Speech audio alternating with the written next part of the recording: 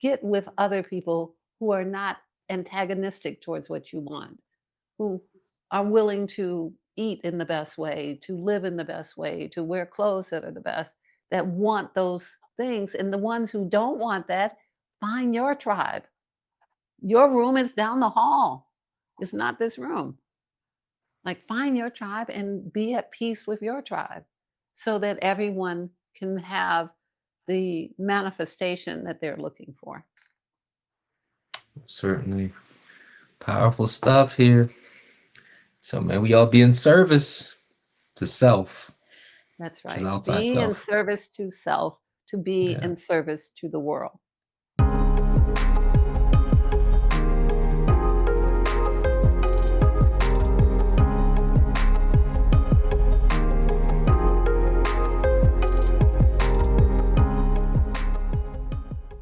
When you want to change someone else and you want them to help them to see the light and to get better, you know who that really is? That's your ego. Because when you really want to help someone else, what you do is you first focus on helping yourself. When you're in a place where you have finally mastered you, the energy alone of you, just like the energy alone of the group, transforms other people's lives because you start to see things differently and all of your limitations start to go away. When you want to help someone else, you know how you really help the people that you love? Is by first looking inside and asking yourself this question: am I living the most abundant version of myself? Welcome to Call for the Truth. I am LaOta of the Sun, and here with me today is Tarvars of the Sun. And we are here talking about our own ability to affect humanity in service. So, Tavares, will you bring us in with the call for the truth? Well, certainly. And we encourage you all who are joining us in this podcast to call for the truth with us. Should we call forth the frequency of truth? Should we call to see the truth in all that we see? Should we call to hear the truth in all that we hear? Should we call to speak the truth, calling forth the courage to speak the truth? Should we call forth nothing less than the truth to come forward into our experience? We are here in the truth with LaOta of the Sun. And for those who are watching, if you want more of the truth, if you like what we're putting down here, click that like, the subscribe button, the bell notification to stay in the loop. Also, as a little heads up, we do live streams every Thursday at 12 noon, so join us. It's pretty exciting to say the least. People don't want us to get off. Like, no, the sun, no. So again, we're here at LaOta today. Our topic is the idea of being in service to humanity.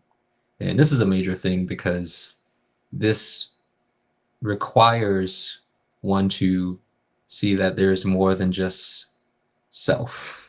Let me just do for me. And this doesn't have anything on self-preservation, which is to be honored. But we do live in a world where people don't really think or consider about other people in their life or humanity.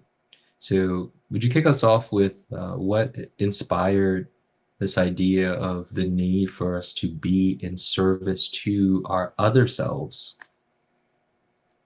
It is the condition that we find ourselves in with greed, with people being very comfortable with lying, cheating on ads, the kind of texts and the emails that you get that are trying to um, really steal from you, the lack of interest in protecting the babies and our children, the things that are going on in our world that are different than what went on even decades ago, that have escalated to a point where it's quite predatory.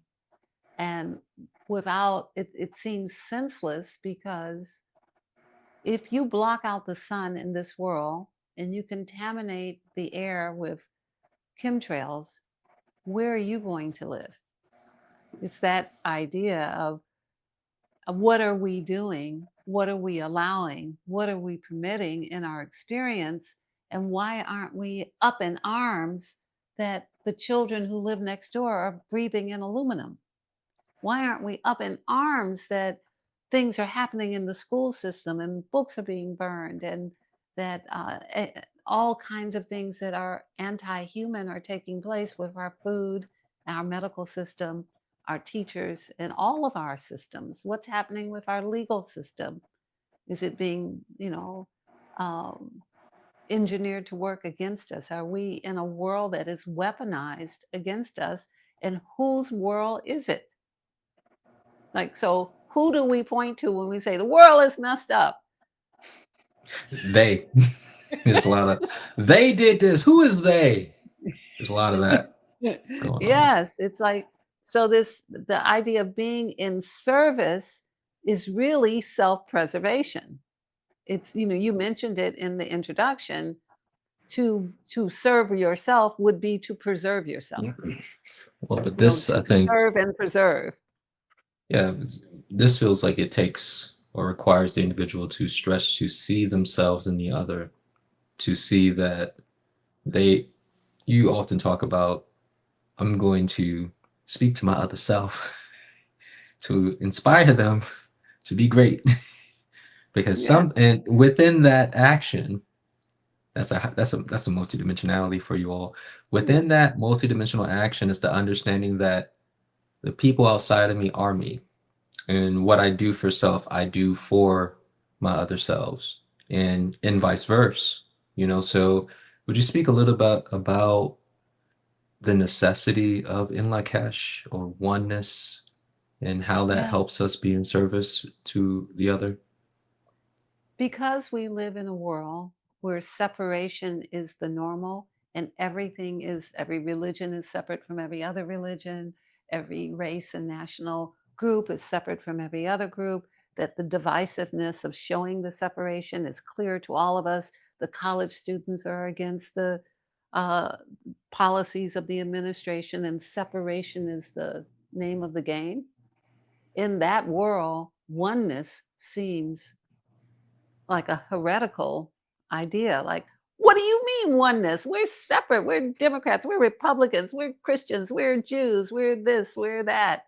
And the separateness is the poison. It is the oneness that has been obscured from our view. We have not been taught that we are the sun, we are the stars, we are the trees, we are the dirt that we stand upon. We don't know that there's power in that dirt, or there's power in the trees, or that we can be healed by these greater consciousness that are part of our environment, because it has been purposely obscured from us. The fact that Mother Nature can take a seed from your mango with your DNA on it and grow a plant that now has all of your genetic information, and she can then make the food for your body that will heal you of any consequence that could happen in your life, is obscured from us. The tree, the mango tree, is our other self. It's the other self that can heal us. It's the other self that knows the intelligence of the mother of the earth, in the same way that everything else is an aspect of us as well. I often make the joke that when you go into the grocery store, in the produce section, you're with your cousins. It's a family reunion. Hmm. Oh, I haven't seen you. Red peppers, oh, carrots. It's been so long. I didn't even know the celery could get that big. All the baby celery is so big now. you know, all of that is a truth. The reality is we are all made from the same thing. We are all the same thing, although we have different expressions and we are individualized. We are fractals. We are um, a reflection. We are a hologram. We are in every gram of us is the whole of the universe. We often hear this. It's all the great mystics, as well as the mathematicians and the physicists, all say that you are made of stardust. It's true. We are all really one. However, the distortion in humanity that wants us to separate so that one small group can own all the trees, they can have the patents on all of the cucumbers, that they can then sell someone all of our energy on our carbon footprint, and they can then control humanity.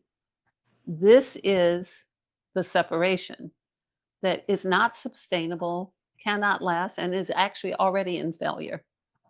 However, we have to implement the truth of the real plan, which is oneness, that we are all one, and we will only be able to survive as we understand that. The Yeah, this is separation is great. already destroying us. Yeah, this is you're answering so many questions. You're doing that thing that you do where I got like two, three questions lined up, and it's like, all right, crush that off, crush that off, crush that off. So I'm just going to recap what I'm processing. So there is power in connection and in oneness, and there is a lack thereof when we are in separation. You often speak about we suffer when when we're in separation, or we see ourselves as separate from what's outside of us. And it made me think about how many people on our planet want some level of power, but often the power escapes them because we continue to operate within separation. Like I think in the most simplest sense of when we're looking to make changes within our reality, it's like, no, they did this, they made me feel this way. And in recent times, you have said it, and it's cracked me up quite a bit. Like, you the one feeling the way you feel. You're the one that's triggered, you know? And so there's this gap, there's this separation occurring, not seeing yourself within the experience where you can step into power. But that's just one level. Like you're speaking more so again on the multidimensional aspect of our connection with other life forms on the planet, you know, trees, our food, the cousins, as you say, and the planetary solar bodies. You know, this is something that's very different. And that one of the questions I was going to ask is what would inspire a person to strive for that? Why would a person want to move into oneness? And I think that these type of experiences not only enrich the the experience of the human, where it's beyond the mundane status quo, but again, you tap into a real level of power where you know all you gotta do is ask the trees, hey, tree, can I get a healing? Or flowers, can I peppers? You know, beyond just eating the thing, you know, you talk to it and like you can get so much more because you see your connection to it. And that's a whole nother reality. That's a whole nother experience. So I kind of want to shift gears and speak to like what about people who feel as though, you know, having to do something for another person, having to stress themselves to help humanity. There's this like apathetic feeling. If you've noticed that, you know, this is a thing that's happening where uh, now I know humans, we working on two strands of DNA. I get it. We got cognitive dissonance, we jacked up, DNA imprinted, ancestral past lives, but there's still a great deal of it's almost like people have lost hope for humanity. Uh, what would you say to people who find themselves in that space? Go to innocence. Find the memory of your own innocence, or the child who ran up to you and hugged you and thanked you for whatever you did, for just showing up. Oh, I'm so glad you're here. And feel that, feel into it. Remember that moment. I feel you remembering the moment, Tavares, when that happened to you. And that, let that be the spark that awakens your humanity. You know, it is more than the jaded, beaten down, unfortunate aspect of those humans who are living in those conditions of zombie-like Yeah. statuses. Think about, go to the innocence of who you once were, who you now are. Remember the moment where, for no reason other than the joy of you arriving, I can see you feeling it. You know, Hmm. you got a hug. I'm so glad you're here, Uncle Tavares. I'm so glad you're It's here. it's so funny you even say such a thing because my nephews are all texting right now. Its line's been blowing up for the last 15 minutes. So this is very, Interesting. Yeah, the way mystery. It's a great mystery. yeah. That's that one mind for those who don't know. That's just the So, one mind in action. so what we have to recall the innocence. We don't need to recall the worst possible scenario, the person who was in the gutter, drunk and shot up, Mhm. and we need to recall the innocence. So it will inspire us, the cleanliness, the innocence of humanity in its beauty and glory. And then we have grace. Then we can get, yes, I can help another man.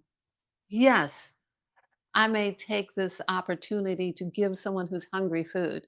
I may clear the place where they live. I may think the wonderful thought, not be in judgment about what they look like or how they smell or what they're doing.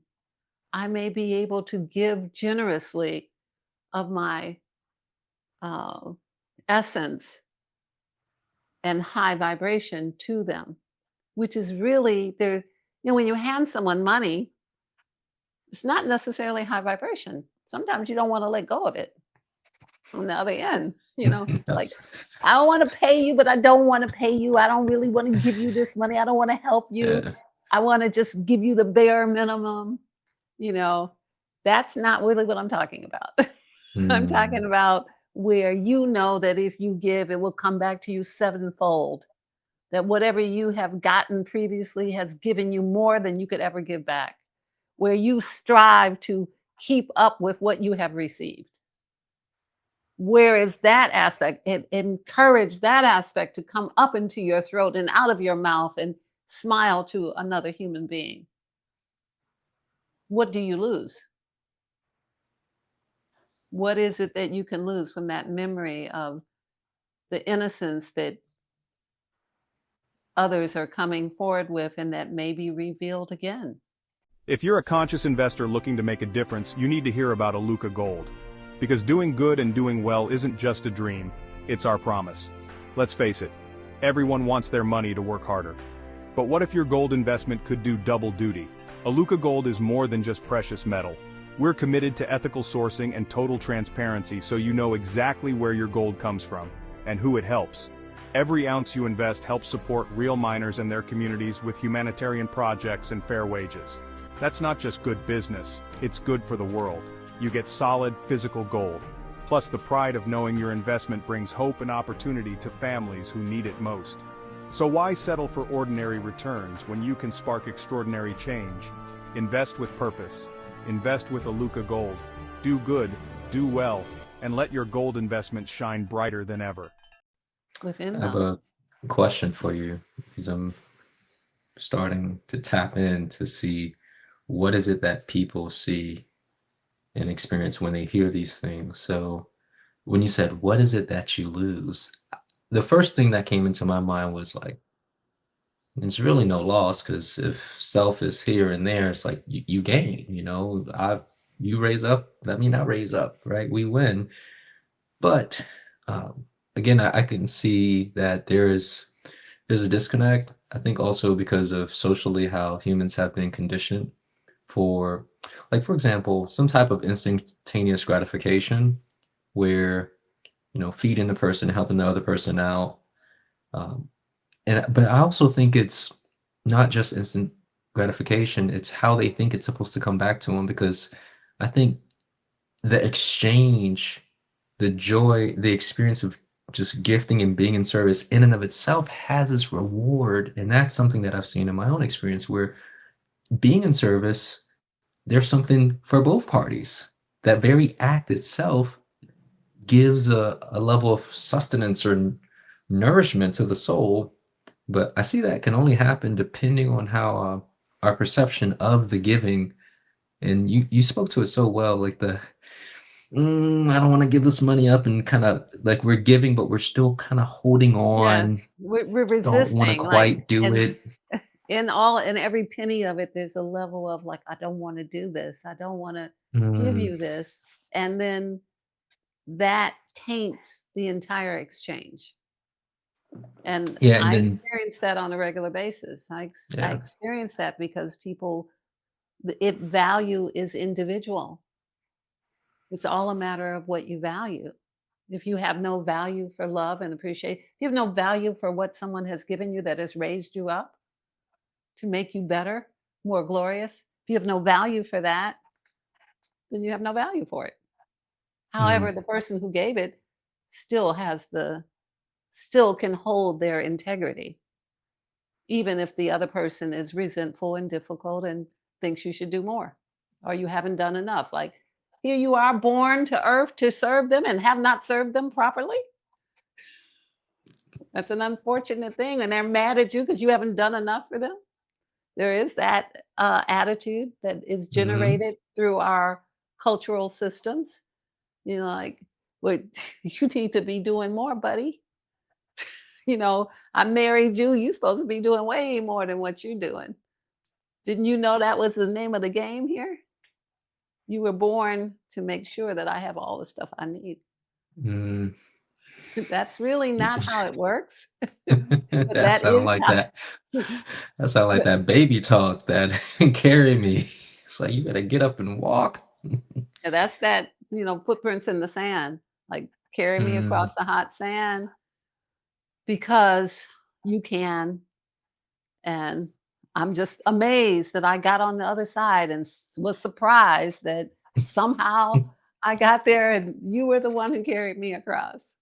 So that is very much in the lexicon of our cultural understanding in every yeah, most culture in the certainly. world, every country I've ever spoken to, every woman and child in every place touches some of that, whether they actually embody it or not, because that is the attitude of you are the God of me. I was just gonna say I can see where it's always someone giving of their authority, their power to the outside world. And I think even using that language, you are the God of me. I Yeah. heard someone say, this is kind of funny. I heard somebody say, if God is responsible for bringing the good in your life and the devil is responsible for bringing the bad, what are you responsible for?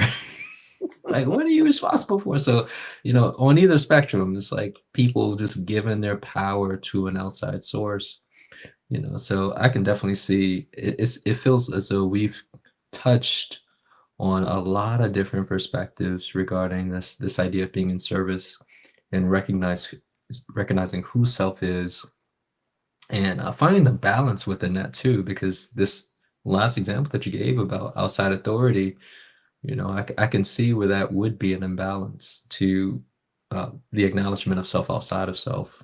So uh, I'd we like can to keep going add to unless you that. have some other thoughts.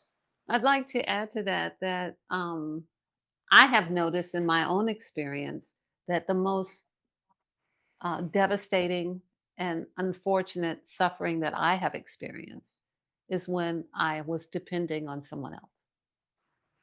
And that in my life at various times, at various ages and various places on the globe of the earth, that what I found is that being the responsible party in your own experience and aligning with your tribe and your clan, choosing who you will be with is the most empowering of things. Then add your energy into the energy of others instead of looking at yourself as singular. You are an individualization. You are a fractal. You are the hologram, but together you can be greater for others and self. That the best way is to cultivate your own tribe, to be with, partner with like-minded people, get with other people who are not antagonistic towards what you want, who are willing to eat in the best way, to live in the best way, to wear clothes that are the best, that want those things. And the ones who don't want that, find your tribe. Your room is down the hall. It's not this room.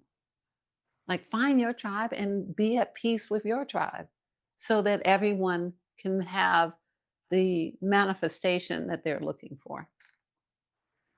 Certainly. Powerful stuff here.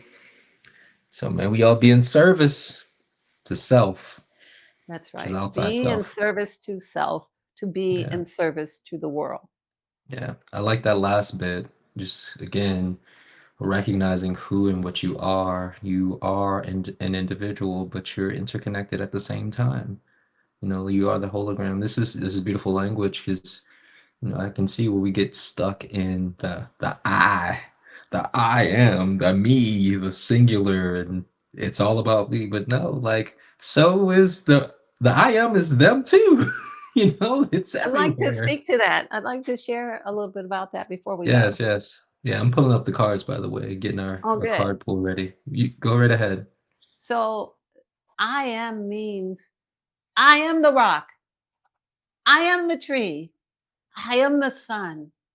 I am it all. It doesn't mean what we think it means. Doesn't mean I am the great I am. That's not what it means. It means I am the frog. I am the roach. It means I am it all. As creator is it all. Like Mm. be the reflection of what your creation comes from. Not, oh, I am the big spooky one. Every time I attempt to connect with these cards, you end up doing the I and then just lose it. I gotta restate the question with the cards. I'll be quiet. It's okay. Do you got any more I ams in you? Not for today. That was good stuff. Okay, so